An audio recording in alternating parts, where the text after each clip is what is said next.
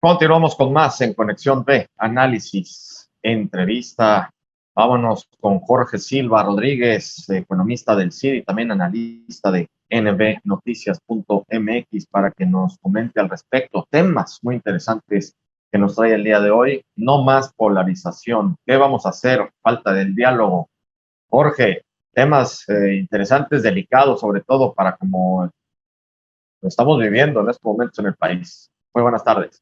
¿Qué tal, Jorge? Muy buenas tardes. Un saludo a ti y a todo el auditorio. Como lo mencionas, Jorge, no más polarización.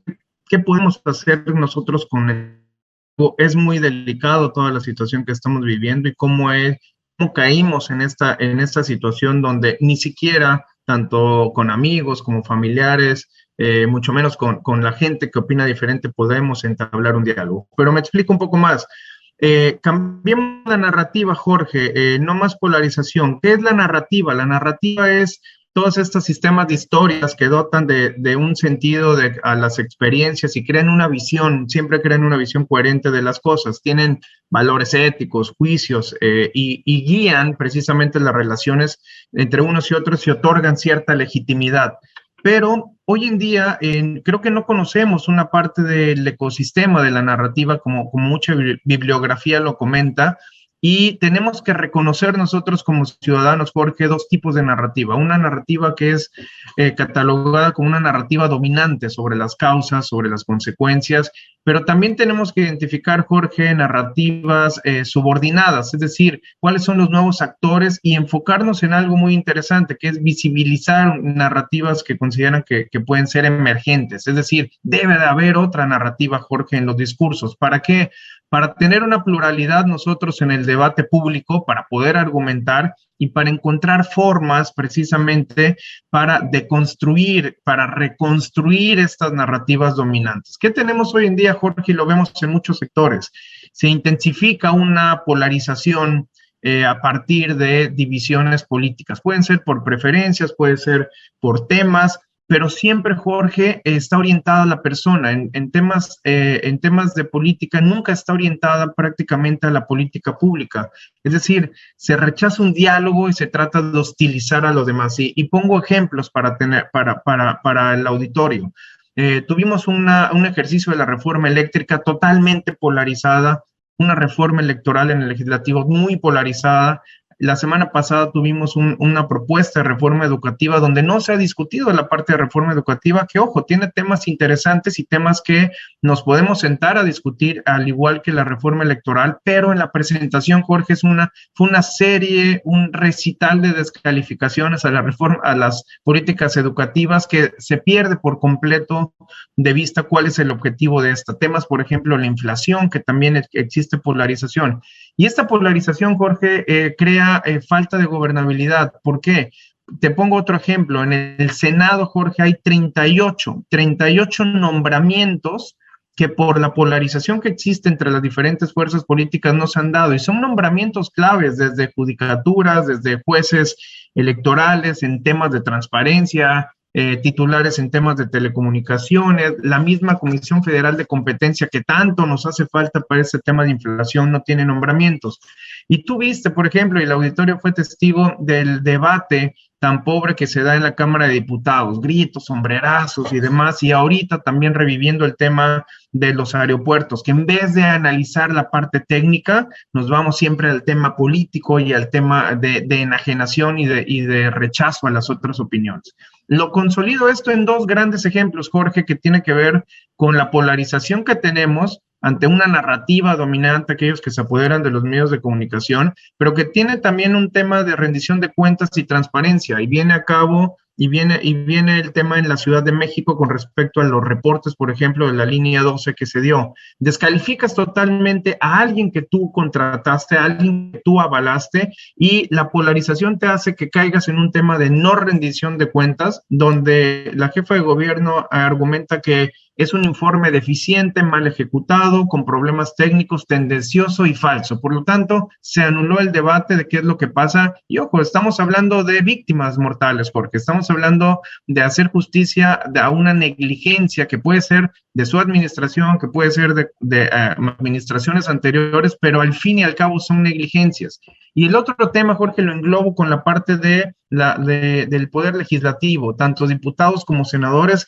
Creo que hay un nivel máximo de polarización. Ellos mismos lo comentan, las diferentes grupos parlamentarios lo comentan, los reporteros que cubren la fuente en un especial de un podcast muy interesante donde ellos mismos dicen no hay diálogo, no se permite, se inhibe este diálogo, por lo tanto no hay una construcción de acuerdos y pareciera, Jorge, que la intención es no tenemos representantes, solamente son los enviados, en este caso por la parte del Ejecutivo, de la Presidencia, solamente repiten lo que les ordenan y se quisiera o pareciera que se quisiera destruir toda esta parte del andamiaje construido en las pocas alternancias que hemos tenido políticamente y de manera institucional. Esa es la situación que tenemos.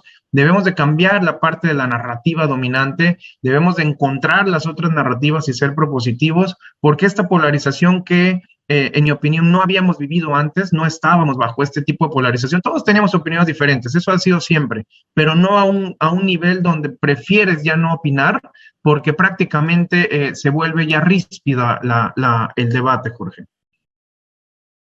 Sí, fíjate, Jorge, te estoy escuchando con mucha atención todo lo que comentas. Tengo varios puntos, sobre todo cuestionamientos, y el principal de estos es hasta dónde aguanta esta narrativa. Es decir, por ejemplo, las descalificaciones, el hecho pues, de aseverar falsedades, ¿no? Estar manejando constantemente mentiras, tratándolas de hacer verdades repetidas 1000 veces en un proceso webeliano.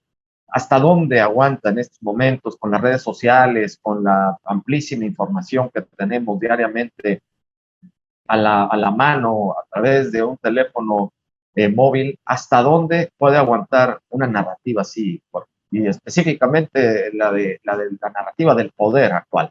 Así es, Jorge, le pegas a la pregunta clave, ¿hasta dónde le aguanta en este caso, por ejemplo, una narrativa al poder ejecutivo, donde todos los días son ofensas, todos los días son descalificaciones? Y esa es la importancia, Jorge, que tiene de analizar el discurso populista. El discurso populista, Jorge, es muy fuerte, no tan solo en México, sino en todas las demás naciones. Es muy fuerte y domina precisamente lo que yo estaba definiendo como narrativa dominante.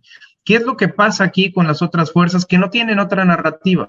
Es decir, que solamente caen en las descalificaciones y no aguantan. ¿Hasta dónde va a aguantar? Hasta donde la sociedad no quiera informarse, hasta donde la sociedad necesite informarse, necesite leer otros medios, necesite contrastar los datos y sobre todo contrarrestar esta misma narrativa dominante. ¿Por qué? Porque paraliza realmente todas las instituciones, como te comentaba.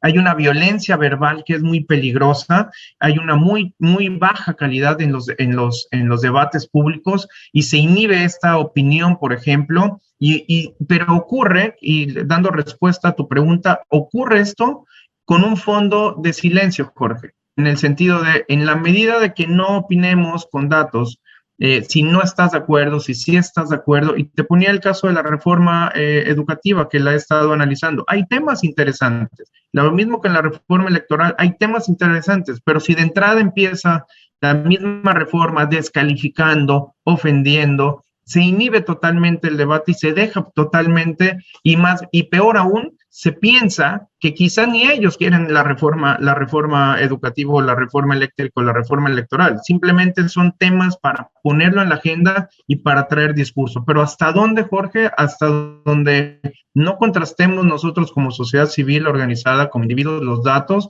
y donde no tengamos esa capacidad de discernir qué información me están dando y de contrastarlo sobre todo con la realidad, Jorge. Excelente, Jorge. Pues qué buen punto nos traes. Y lo más importante es tenerlo en cuenta nosotros como sociedad y empezar a activarnos, porque si no nos activamos, las consecuencias no creo que vayan a ser muy favorables y ya lo estamos viviendo en estos momentos. Jorge, pues como siempre, excelente el análisis. Muchísimas gracias. Gracias a ti, Jorge. Muy buena tarde a ti y a todo el auditorio. Igualmente, muchas gracias a Jorge Silva, economista del CIDE y también analista de nbnoticias.mx. Vámonos al corte, regresamos.